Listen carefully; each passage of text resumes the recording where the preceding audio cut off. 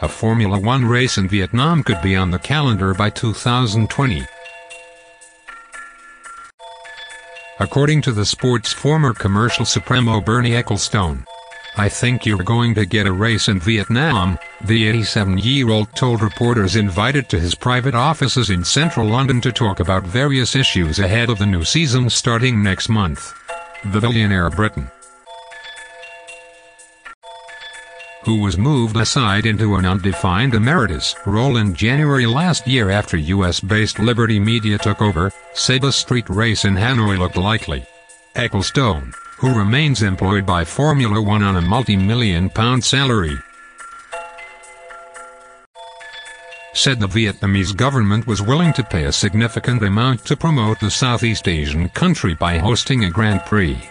"They haven't made a contract yet as far as I know. But if they have, it's at least 2 years away, isn't it?" he said. The Malaysian Grand Prix dropped off the calendar after last year's race, but Formula One bosses have talked about expanding in China. There have also been talks with Thailand, which came to nothing. But Vietnam is already an important emerging market for some of the sport's global sponsors such as Dutch brewer Heineken. Ecclestone told Reuters last year that he had talks with the Vietnamese while he was running Formula One but decided, despite the money on offer, against taking the sport there because he felt there were enough races in that part of the world. He also recalled Liberty's criticism subsequent to their takeover of his decision to go to Azerbaijan, a country without a racing history but willing to pay handsomely and whose race was rated the most exciting of last season. The Briton warned, however,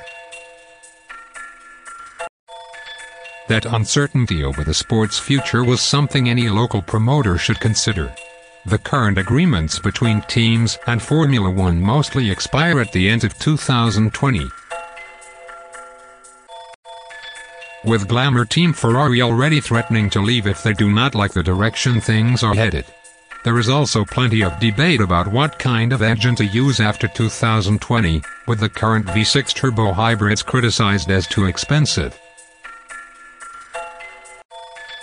complicated and quiet, while some see Ferrari's threats as empty ones, with Formula One central to their image and history. Ecclestone repeated his view that the president Sergio Marchionne was to be taken seriously. The video is sponsored by CNtronic.com.